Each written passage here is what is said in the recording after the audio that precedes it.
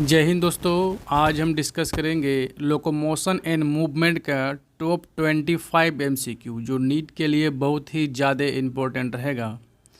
अगर आपको इसका पीडीएफ चाहिए तो इसके लिए टेलीग्राम चैनल ज्वाइन कर लीजिए जो कमेंट बॉक्स में पिन किया हुआ रहता है।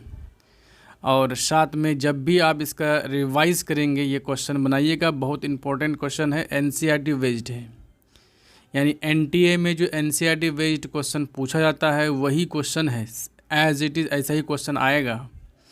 ठीक है, इनमें से कुछ क्वेश्चन हो सकता है कि रिपीट हो जाए, अगर नहीं भी होता है फिर भी समझ लीजिए कि इसी टाइप का ही क्वेश्चन आएगा। तो आपको एक तरह का पैटर्न पता चल जाएगा कि किस तरह का क्वेश्चन पूछा जाता है। तो सबसे पहला क्वेश्चन है कि the movement which result in change of place और लोकेशन इज कॉल्ड। यानी ऐसा मूवमेंट जिसमें एक प्लेस से दूसरे प्लेस में जाया जाए, यानी कि पोजीशन ए से जो है पोजीशन बी में गया, तो उस तरह का मूवमेंट को हम क्या बोलते हैं, तो वो होता है लोकोमोशन। एनसीईआरटी का लाइन है, यही आंसर हो जाएगा।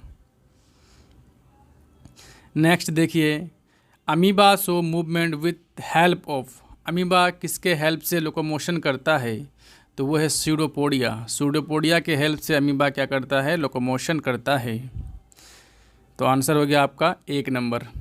Next, dash circulate blood to different part of the body. इनमें से क्या है जो बॉडी के डिफरेंट पार्ट यानी अलग अलग पार्ट को ब्लड को सर्कुलेट करता है, यानी ब्लड को भेजता है। तो इसका right answer pumping of heart. Heart जब पंप करता है ब्लड को तो पूरे बॉडी पार्ट में भेज देता है। ठीक है, तो आपका राइट आंसर 2 हो गया। Next, the 2 cell of body which show pseudopodial movement are. यानी हमारे बॉडी में 2 ऐसा सेल का नाम बताइए जो स्यूडोपोडियल मूवमेंट करता है। तो स्यूडोपोडियल मूवमेंट क्या होता है, जैसे ये अमीबा है, यहाँ पे फूड खाना है, उसको इनगल्फ करना है, तो अपना बॉडी मास को आगे बढ़ाता है इस तरह से। तो ये जो बॉडी मास को आगे बढ़ा है इसी को बोलते हैं स्यूडोपोडिया, या इसे फॉल्स फूड बोलते हैं। तो हमारे बॉडी में इस तरह का कौन कौन सेल मूवमेंट करता है, तो वो है डब्ल्यूबीसी और मैक्रोफेज। तो राइट आंसर 2 हो जाएगा आपका। Next, which of the following structure contract and relax rhythmically to produce movement. यानी इनमें से कौन सा स्ट्रक्चर है जिसमें क्या होता है, कॉन्ट्रैक्शन होता है, रिलैक्सेशन होता है, और इसकी वजह से मूवमेंट होगा। तो सिंपल सी बात है, वो होता है मसल्स में क्या होता है, कॉन्ट्रैक्शन रिलैक्सेशन होता है। तो आंसर हो गया आपका 3 नंबर। देखो 3 4 में हो गया है, तो आपको याद रखना है, नंबर से याद रखिएगा। ठीक है, थोड़ा उल्टा हो गया है तो 3 ये हो गया, हम उसको पीडीएफ में ठीक कर देंगे। Next, which of the following is not a function of locomotion. यानी कि इनमें से कौन लोकोमोशन का फंक्शन नहीं है। लोकोमोशन में क्या होता है, पहली बार याद रखना है कि चेंज इन प्लेस, यानी एक प्लेस से जो है दूसरे प्लेस तक मूवमेंट होना चाहिए, उसी को लोकोमोशन बोलते हैं। तो पेरिस्टाल्टिक मूवमेंट में प्लेस का चेंज नहीं होता, इसलिए आपका राइट आंसर 3 हो जाएगा, पेरिस्टाल्टिक मूवमेंट। आंसर हो गया 3। नेक्स्ट देखो कि muscles is a specialised tissue. Muscles क्या है, एक तरह का स्पेशलाइज्ड टिश्यू है। विच ओरिजिनेटेड फ्रॉम, किससे ओरिजिन होता है, एंडोडर्मल, मेसोडर्मल, एक्टोडर्मल या यॉर्क से। तो राइट आंसर हो जाएगा आपका मेसोडर्मल। मसल जो होता है मेसोडर्मल इन ओरिजिन होता है। नेक्स्ट देखो क्वेश्चन है, the specialised cell that make up the muscular tissue are. Neuroblast नहीं, न्यूरोब्लास्ट तो नर्वस सिस्टम को बनाता है। ऑस्टियोब्लास्ट, ऑस्टियोब्लास्ट तो बोन के लिए है। ऑस्टियोसाइट, जहाँ पे ऑस्टियो लगा हुआ रहेगा वो बोन का होता है, तो बोन का फेगोसाइटिक सेल है ये।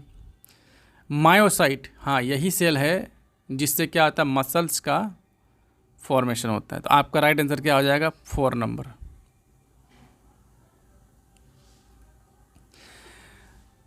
अगला है कि a human body contain how many muscles. यानी ह्यूमन बॉडी में कितने मसल्स होते हैं, तो मसल्स होता है 639।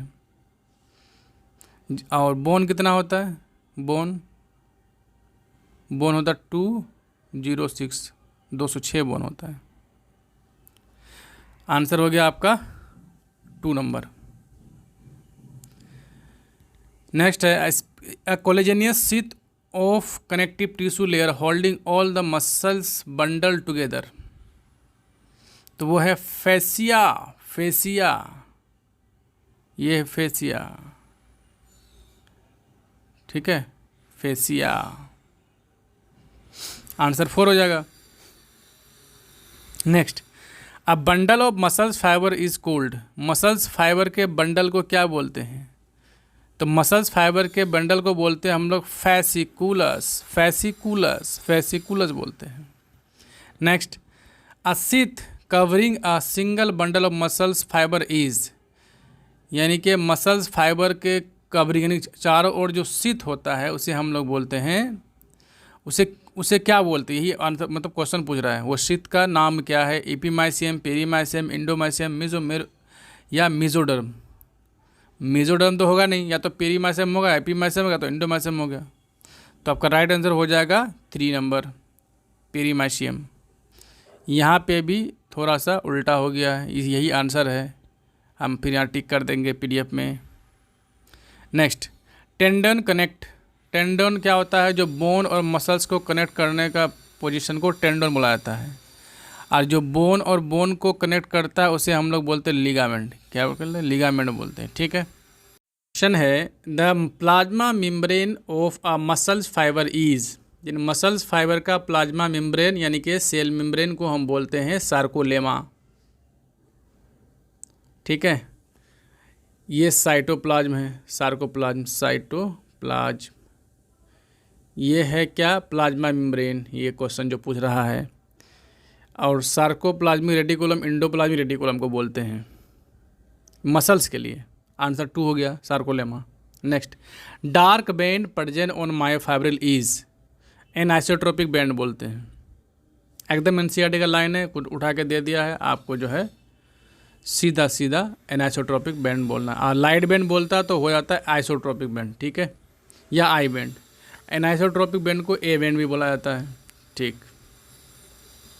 M line passes centre of. M line कहाँ से पास करता है? किसके सेंटर से? जेड लाइन, जेड डिस्क के, या फिर आई बैंड के, या फिर एच एम एम के यानी कि हीबीमेरोमाइसिन के, या फिर एच जोन के।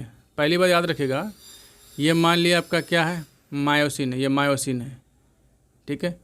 ये क्या? एक्टिन है, ये है एक्टिन, ये एक्टिन, एक्टिन, ठीक। ये जेड लाइन है, यहाँ से लेकर यहाँ तक ए बैंड बोलते हैं। ये आई बैंड है, ये आई बैंड है, ठीक है। यहाँ से लेकर यहाँ तक जहाँ पे ओवरलैपिंग नहीं है किसका? एक्टिन और मायोसिन का, उसको बोलते हैं एच जोन। इसी के सेंटर पे एम लाइन होता है। तो आपका राइट आंसर क्या हो जाएगा? H zone. Next, the structure and functional unit of myofibril which contract to cause movement is called. तो सार्कोमियर बोलते हैं, यानी कि 2 जेड लाइन के बीच में। ये है जेड लाइन, ये है जेड लाइन, ये है एक्टिन, एक्टिन, एक्टिन, एक्टिन, इसके बीच में मायोसिन है, ये है मायोसिन, ठीक है। जब ये है जेड लाइन, ये है जेड लाइन, दोनों आप मतलब एक ही तरफ आता है, कॉन्ट्रैक्ट करता है, तो क्या आता है? मसल्स में कॉन्ट्रैक्शन होता है। तो यहाँ से 2 जेड लाइन के बीच का दूरी को हम बोलते हैं, डिस्टेंस को बोला जाता है सार्कोमेयर बोला जाता है। यही है कॉन्ट्रैक्टाइल यूनिट मसल्स का। आंसर 2 हो गया। यहाँ पे भी थोड़ा आगे पीछे हो गया है, ये आंसर है, ठीक है। Next, a sarcomere consist of. Sarcomere में क्या होता है? अभी तो बताएं, जैसे ये जेड लाइन है, ये जेड लाइन है, ये क्या है? एक्टिन है, एक्टिन है, एक्टिन है, मायोसिन है। यह एक्टिन इतना को बोलते हैं आई बैंड, ये आई बैंड, इधर भी आई बैंड, यानी कि हाफ आई बैंड इधर होता है, हाफ आई बैंड इधर होता है। और यहाँ पे भी क्या होगा? हाफ आई बैंड होगा, और ये पूरा ए बैंड हो जाएगा। तो यहाँ से लेके यहाँ तक, यहाँ से लेके यहाँ तक, यानी कि 2 जेड लाइन के बीच, 2 जेड लाइन के बीच को बोलते हैं सार्कोमियर। तो सार्कोमियर में क्या हो गया कि 2 हो जाएगा हाफ आई बैंड, तो इधर से हाफ आई बैंड, इधर से हाफ आई बैंड, और एक फुल हो जाएगा ए बैंड। तो देखो कहाँ पे है, कहाँ गया? 2 हाफ आई बैंड और 1 ए बैंड, तो आंसर 4 हो जाएगा, ठीक है।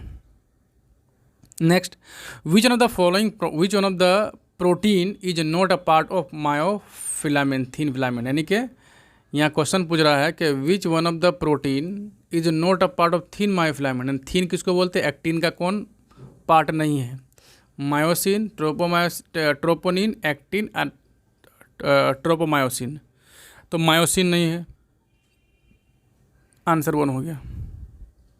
ठीक है, अगर मान ली ये है आपका एक्टिन का फिलामेंट है, थिन फिलामेंट, तो इसके ऊपर एक और फिलामेंट होता है इस तरह से, ट्रोपोमायोसिन का होता है। ठीक है, इसी के पैरेलल। और एक रेगुलर इंटरवल में जो है ट्रोपोनिन रहता है, रेगुलर इंटरवल में ट्रोपोनिन रहता है। ठीक है, तो यानी ये हो गया थिन फिलामेंट, ये है थिन फिलामेंट की बात कर रहा है। तो मायोसिन नहीं होगा, बाकी सब तो ट्रोपोनिन भी है, एक्टिन भी है, ट्रोपोमायोसिन भी है। आंसर हो गया आपका 1 number. Next, the monomeric protein which polymerise to form myosin. तो मायोसिन का मोनोमर क्या होता है? देखो, मायोसिन एक पॉलीमर फॉर्म है, उसका मोनोमर होता है मीरोमायोसिन। आंसर 2 हो जाएगा। नेक्स्ट देखो, select the correct option. Heavy meromyosin, HMM, इसको बोलते हैं हेवी मीरोमायोसिन, लाइट मीरोमायोसिन। ठीक है, आप यहाँ पे देखो कि heavy meromyosin tail and short arm, उसके बाद लाइट मीरोमायोसिन बोल रहा है कि tail and head. Heavy meromyosin में क्या बोल रहा है? Head and short arm. तो आपका जो राइट आंसर हो जाएगा क्या होगा कि हेवी मीरोमायोसिन में हेड होगा और शॉर्ट आर्म होगा। 3 आंसर हो जाएगा, 3rd। ठीक है, नेक्स्ट देखो, ATP binding site is located in. ATP binding site किस में होता है? मायोसिन में होता है। आंसर 3 हो जाएगा। ठीक है, चलिए नेक्स्ट क्वेश्चन देखते हैं। Muscles fatigue occurs due to accumulation of. मसल्स में थकान होता है, मसल्स फटीग होता है किसके? एक्यूमुलेशन से। यानी कि जब ग्लूकोज ऑक्सीजन के एब्सेंस में टूटता है तो वो होता है लैक्टिक एसिड। इसी की वजह से क्या होता है? मसल्स फटीग होता है। ठीक है, मसल्स में लैक्टिक एसिड जम जाता है, यानी एक्यूमुलेशन हो जाता है।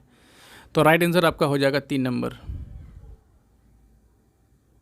ठीक है, next, select the structure responsible for maintenance of water current in canal system sponges. तो ये होगा बीटिंग ऑफ फ्लैजिला। आंसर 4 हो जाएगा। ठीक है,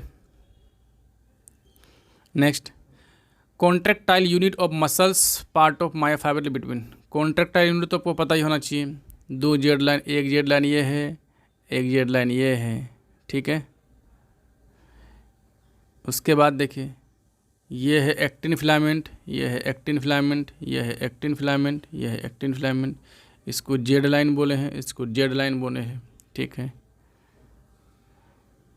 आगे देखिए, ये है क्या? मायोसिन फिलामेंट है ये।